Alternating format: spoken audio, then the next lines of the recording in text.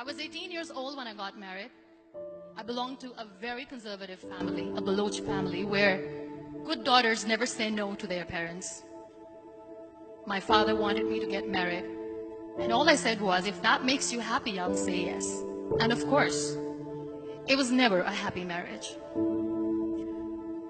Just about after 2 years of getting married, about 9 years ago, I met a car accident. Somehow my husband fell asleep and the car fell in the ditch.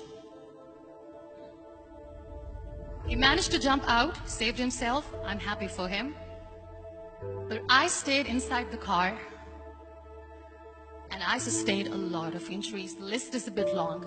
Radius ulna of my right arm were fractured. The wrist was fractured. Shoulder bone and collarbone were fractured. My whole rib cage got fractured.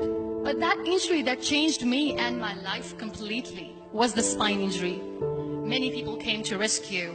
They gave me CPR. They dragged me out of the car. And while they were dragging me out, I got the complete transection of my spinal cord. Those 2.5 months in the hospital were dreadful. I was at the verge of despair. One day, doctor came to me and he said, well, I heard that you wanted to be an artist, but you ended up being a housewife. I have a bad news for you. You won't be able to paint again. Next day, doctor came to me and said, your spine injury is so bad, you won't be able to walk again. I took a deep breath and I said, it's all right. Next day, doctor came to me and said, because of your spine injury and the fixation that you have in your back, you won't be able to give birth to a child again. That day, I was devastated. I started to question my existence. Why am I even alive? So what kept me going was, one day I asked my brothers, I know I have a deformed hand, but I'm tired of looking at these white walls in the hospital and wearing these white scrubs. Bring me some colors, bring me some small canvas. I want to paint. So the very first painting I made was on my deathbed, where I painted for the very first time.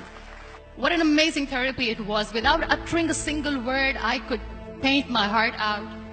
I could share my story. People used to come and say, what lovely painting. So much color. Nobody could see the grief in it.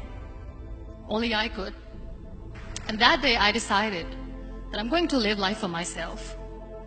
I am not going to be that perfect person for someone. I am just going to take this moment and I will make it perfect for myself. That I'm going to fight my fears. So I wrote down one by one all those fears. And I decided that I'm going to overcome these fears one at a time. You know what was my biggest fear? Divorce. But the day I decided that this is nothing but my fear, I liberated myself by setting him free. And I made myself emotionally so strong that the day I got the news that he's getting married, I sent him a text that I'm so happy for you and I wish you all the best. And he knows that I pray for him today. Number 2 was, I won't be able to be a mother again. And that was quite devastating for me. But then I realized there are so many children in the world, all they want is acceptance.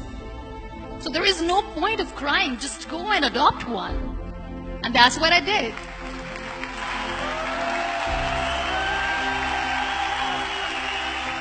I gave my name in different organizations, different orphanages, and I waited patiently.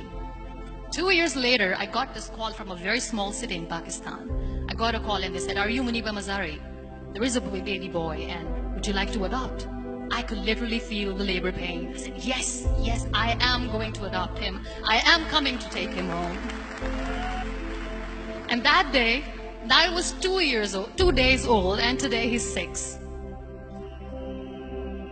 You know, when you end up being on the wheelchair, what's the most painful thing? People think that they will not be accepted by the people because we, in the world of perfect people, are imperfects. So I decided to appear more in public. I started to paint. I have done a lot of modeling campaigns. I decided that I'm going to join the national TV of Pakistan as an anchor person.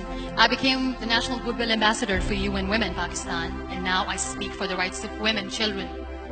I was featured in BBC 100 Women for 2015. I'm one of the Forbes 30 under 30 for 2016. So when you accept yourself the way you are, the world recognizes you. It all starts from within. We have this amazing fantasy about life. This is how things should work.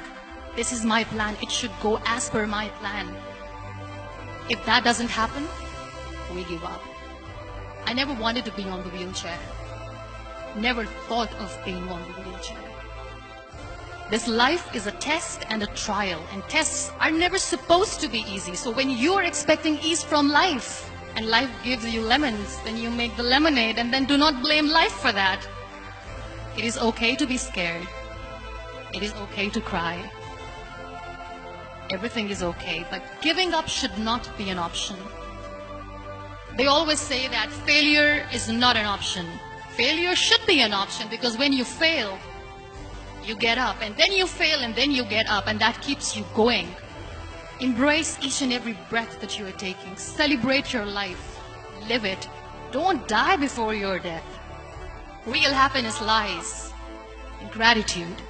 So be grateful, be alive, and live every moment.